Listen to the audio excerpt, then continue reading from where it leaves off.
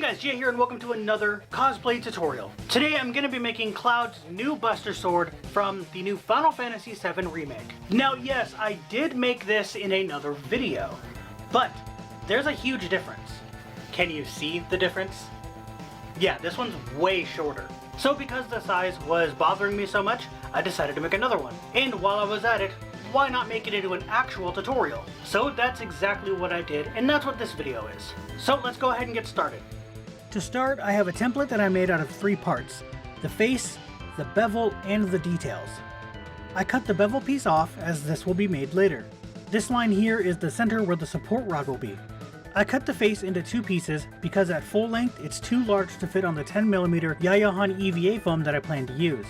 I trace out the shapes with a silver sharpie and fold the template on the center line so that I can add it to the foam. Then I cut out the shapes using a long metal ruler to make sure my cuts are straight.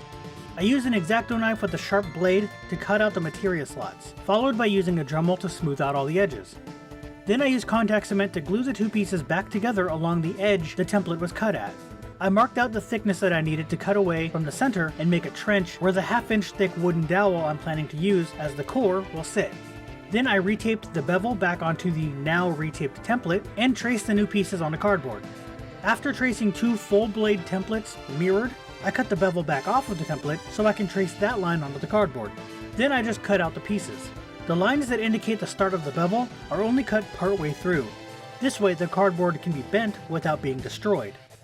And it creates the bevel, so I don't have to sand one into the foam, which is way harder to make look this good on a sword this big. Also, don't forget to cut out the Materia slots.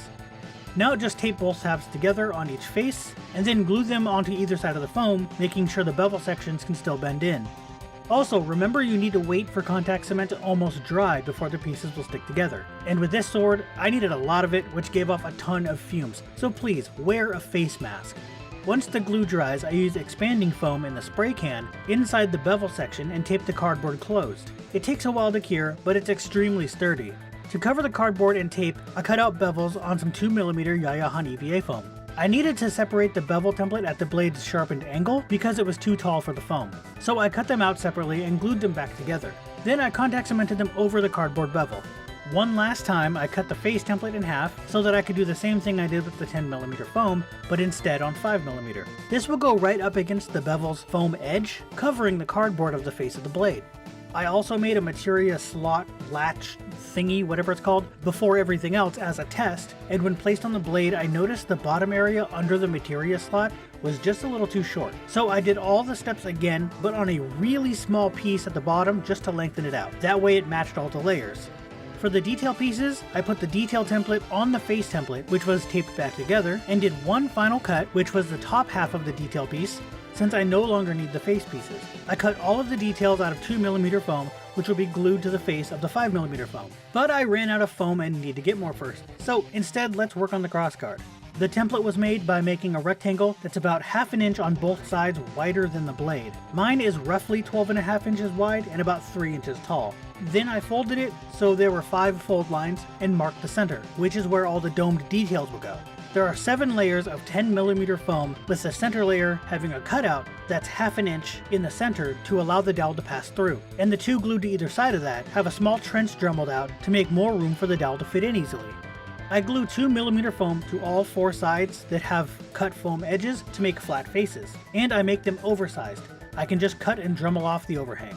To make the raised trim, I cut out strips of 5mm foam and glue them down, being sure to make them line up with the top and bottom edges to look as flush as possible, as if it's one piece. Then I round off all of the edges with a Dremel. I also cut away at the center of the top and bottom faces where the hole is so that the dowel can go all the way through. So here's how I made the little Materia latch thingy. First of all, you should know that I cut off a lot more from the bottom of the blade where I added length. It's only adding about 1/2 inch to 1 inch of extra material. And the reason I call it a Materia latch is because the game Crisis Core, where the sword got its first updated look, the Materia slots had this same kind of thing over it, and it was like a hinged door type thing that would hold the materia in the slots. The new design looks like it's there for just decoration now, but I don't know what else to call it. Anyway, it's 2 layers of 5mm foam. The bottom layer is the full size, it's just a rectangle with the top corners rounded off, and the 2 holes cut and dremeled in, and then the top layer is just raised detail. I used a silver Sharpie on this black foam so that I can indicate where to glue the details on. There's a gap between the edge of the raised detail and the edge of the bottom layer that's about 1/4 inch, and this goes all the way around the top and 2 sides. The bottom detail piece is flush along the edge. And with it all put together, here's what it'll look like. I added silver details to make it easier to see. I finally ordered some new foam, and it finally came in so we can continue. For some reason, no Joann's anywhere near us that we could drive to had any 5mm foam. In fact, most of them had no foam at all, and they all said they hadn't gotten any since before Halloween, so I don't know what's going on. Anyway, now I can use the 5mm foam blade faces that I already had to make mirroring ones for the other side. Then glue everything on to look like what you've already seen when it wasn't glued down. Just this time it all sticks down. To make the back edge not look like a bunch of layers anymore, I cut 2 strips of 2mm foam, long and wide enough to cover the length and width, and I made the connection point between the 2 pieces at the area where the top detail meets the lower half. With that and some cutting, I can make it look like all the cutouts between the detail pieces go all the way around the blade. Then I trim the width down to match the edge, and sand it down with a Dremel. I cut 2 15mm foam dowels in half lengthwise, and I just glued them down with contact cement. There will be a link to foam half dowels in the description if you want to get those instead. They're evenly factory cut and will look a lot nicer. I'm just doing it this way because I have a ton of these and I'm not using them. Here's what they look like when attached. For the handle, I'll tell you what I did, but also something better. I cut a 3/4 inch PVC pipe to about 17 inches, dremelled out a hole in the bottom of the crossguard, and then ended up needing the pipe to be longer anyway, and go all the way through the crossguard, and dremelled out the other side and stuck in a 2.5 inch length pipe. Save yourself the trouble, just go all the way through the crossguard and use the full length of pipe. In this case, it would be 19.5 inches. I can't add the grip that's on the actual sword, so I compromised by using red duct tape in a spiral pattern all the way down. I also used a Sharpie when the pipe was in the crossguard to mark where it stopped at, which I can see through the red tape and use as a guide for some details that I'm adding later. The detail is a single 1-inch strip of 5mm foam and one of those dowels, again cut in half lengthwise, that were contact cemented on. I also bought this threaded PVC end cap that was a little too large for this pipe and added a couple strips of tape to bulk up the pipe so it'll fit, and Gorilla Glued it in place.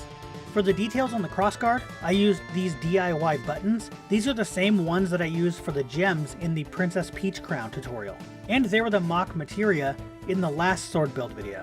I decided not to follow the guides I made on the template and just measured them right on the foam, because this looked a lot better. Then I repeated the same thing on the other side. Then I put everything together, and it was so wobbly that the dowel was about to snap in half. So I ripped that out and did something else. So instead, I just put a 1/2 inch hollow steel pipe instead of the dowel. Then I add layers of duct tape in 3 sections down the visible part of the steel pipe, making them thick enough that the PVC handle will slide in, but with a very tight fit. Then I use contact cement to glue the bottom of the blade onto the top of the crossguard, and put Gorilla Glue down the PVC pipe and between each taped area. Gorilla Glue foams up a little bit when it cures, and this should hold everything in place really nice. The last step on the build itself is to Dremel the striking edge so that it looks nicer. To hide the steel pipe in the Materia slots, I'll be adding actual Materia. I have 2 DIY ornaments that split in half, and I Dremeled out areas so it'll fit around the pipe. I just need to tape them off on the outside to keep that nice plastic gloss. Then I'll spray paint them. I'm using red and green because these are summon and magic materia, they're my 2 favorite. Now to seal the foam before painting. I mask off the metal crossguard details and the handle and cover the whole sword in a few coats of Plastidip. Then I use silver spray paint for the blade edge and mask it off when it's dry and hit the rest of it with the same dark gray primer that I used on the armor. For the finishing touches, I dry brush silver onto all of the areas that got that dark gray primer. This is where you wipe most of the paint off of the paintbrush and lightly add it to the edges to look used and weathered. In this case, I'm using silver. And for added effect, I used a larger brush to go over the faces to give it an even more used look before covering the full sword in a satin clear coat. After the clear coat dried, all that was left was to glue the Materia halves in place, and I was finally finished. Alright, so that's how you make Cloud's new Buster Sword from the new Final Fantasy VII Remake. This build was actually a lot of fun. A lot of my builds are just, you gotta build it, or I wanted it and it was just a tough build like Ever After, but this one was fun to make. There was a lot of fun experimenting to do with this one, and I got to do a lot of it actually with the other version, the smaller version. I got to do all of my mess ups on those. I actually have another one that's like 2.5 inches thick or something. I mentioned in the other video that was the first draft, and then the shorter one I showed you at the beginning of this video was the second draft, I guess. That was going to be my final draft, but I decided to do it again. This is my final draft. This is what I'm sticking with. So if you'd like to see this in action, you can. Just like every year, I'm going to be going to SoccerCon this year, and I'll be doing this version of Cloud along with Atlas, who's going to be doing Reno. And if they show us Sid in time, he's going to make that if he can. And if so, he'll be doing both of them, and I'll be doing this 2 days. So if you're going to SoccerCon and see us, be sure to say hi. Anyway, that's going to be it for this video. If you like it, give it a thumbs up, subscribe for more, and I'll see you guys later.